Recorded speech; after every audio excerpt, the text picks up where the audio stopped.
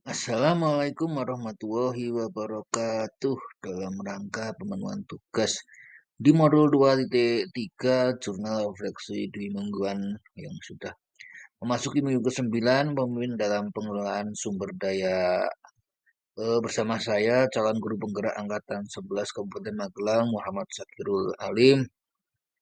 Izin menyampaikan refleksi dwi mingguan kali ini menggunakan model 4C. Di sini ada koneksi, konsep, challenge, dan change. Adapun kita jelaskan satu persatu. Yang pertama tentang hubungan koneksi. Tentu pada minggu ini banyak pengalaman dan pembelajaran, utamanya saat mempelajari modul 3.2 ini, sehingga banyak hal dan ilmu baru yang saya dapat. Tentu melalui dengan alur merdeka, kami melakukan banyak diskusi yang mendalam, memetakan aset dan modal yang ada.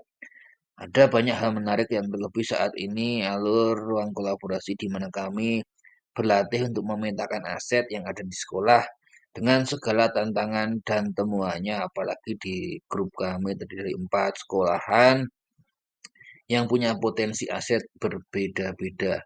Selanjutnya dilanjutkan dengan elaborasi pemahaman dengan pemateri narasumber yang super, semakin menebalkan pemahaman kami. Dan yang terakhir, sambil kami kerjakan hubungan koneksi antar materi, menambah wawasan keterkaitan materi dengan pemahaman modul-modul di sebelumnya.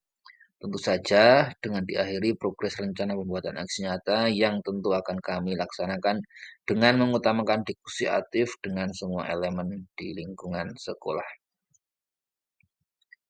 Koneksi yang ketiga, secara mendalam materi di modul ini menekankan peran pemimpin dalam pengelolaan sumber daya, mengajarkan kami sebagai calon guru penggerak untuk selalu berpikir berbasis aset, di mana kami dapat mengelola aset yang memiliki 7 aset modal untuk dapat mengoptimalkan kualitas pembelajaran yang berpusat pada murid tentunya sebagai tujuan.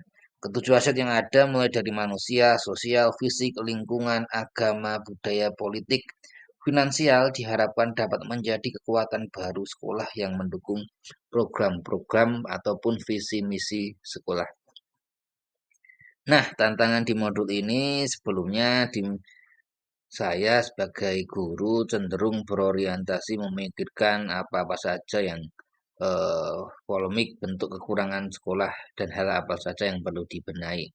Namun, setelah saya belajar melalui ruang diskusi kolaborasi di modul ini, mindset saya senantiasa berubah. Sebuah solusi bisa didapat dengan mengelola aset yang ada secara benar, tentunya dengan berbasis memberdayakan lingkungan yang ada. Ditambah bersama fasilitor kemarin pada ruang kolaborasi kami dimantapkan tentang pentingnya mengetahui aset apa saja yang harus dimaksimalkan, sehingga didapatlah sebuah solusi untuk mengembangkan sekolah. Bersama instruktur pada elaborasi pemahaman, kami semakin yakin untuk dapat mengelola aset tersebut dengan kekuatan modal yang kami miliki.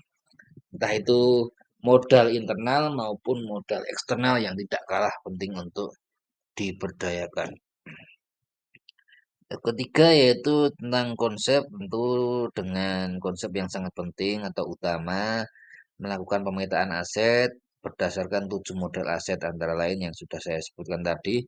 Modal manusia, sosial, fisik, finansial, lingkungan alam, politik, maupun agama dan budaya. Semakin menebalkan konsep-konsep yang akan kami rancang. Berikutnya perubahan di sini yang saya harapkan dari pengalaman pemahaman yang saya miliki di modul ini, target perubahan yang ingin saya lakukan adalah bisa mengoptimalkan aspek aset dan modal pada modul 3 ini, pemimpin dalam pengelolaan sumber daya, sehingga merubah pola pikir saya yang semula berpikir pada masalah yang menjadi berpikir pada ases sebagai basisnya. Serta tentu dengan mengajak komunitas praktisi serta rekan sejawat di lingkungan SD saya untuk menerapkan berpikir berbasis aset. Bahwasanya karena pendekatan berbasis aset ini merupakan sebuah cara untuk menemukan dan menggali hal-hal yang positif dan baik. Dengan menggunakan kekuatan sebagai kekuatan berpikir, sehingga cara bersama-sama bahu-membahu bisa membangun sekolah tercinta dengan potensi yang dimiliki, tentunya dengan berbasis partisipasi aktif oleh semua elemen atau stakeholder pendidikan. Tentu ditambah berfokus pada pembangunan sumber daya yang ada di sekolah dalam rangka mewujudkan belajar yang memberikan dampak signifikan bagi lingkungan belajar itu sendiri.